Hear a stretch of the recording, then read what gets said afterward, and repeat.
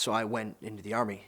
I was injured, given painkillers. I was 19 when I realized that I was addicted to pain medication, opiates. My name is Miles Willett, and I'm originally from Aroostook County. I live here in the Midcoast area now. And when I really realized I was addicted, it was about 9 months later in September. We went fishing in Newfoundland. My old man, we used to go every year. And so I was out there, and I didn't think about bringing medication with me. About 3-4 days in, I hadn't taken my meds.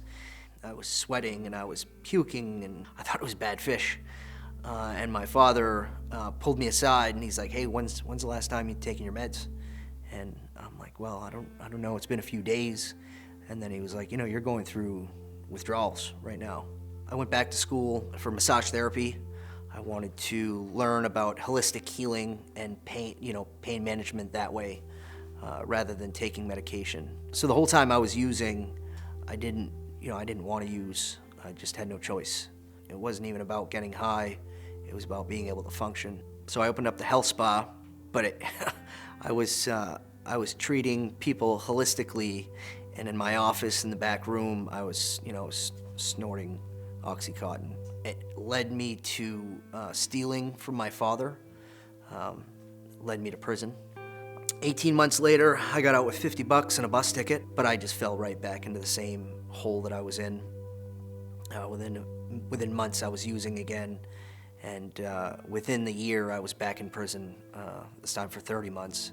In these last 2 years, I met Restorative Justice, RJP, and I became a mentor. Restorative Justice Project referred me to Dr. Ira Mandel. I got an email that the Midcoast Recovery Coalition was hiring a case manager, and by November I was hired on by Midcoast part-time as a consultant, and I've been doing that ever since. This is why we do this, to kind of give people that second, third, fourth, fifth, sixth chance. I know it's hard sometimes when you've given someone so many chances, but they're human beings.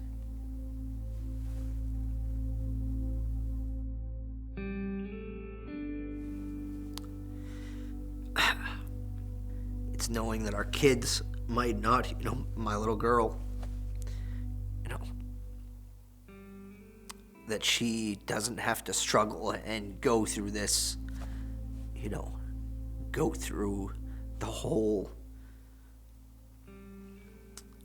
span of addiction. So for me, giving back is just not going back. Some people like to say not in my backyard, but it's in all of our backyards. It's everywhere. And if you haven't been affected, you will be. It's just a matter of time. So you can stand back and you can hang out and wait to be the victim, or you can stand up and do something about it.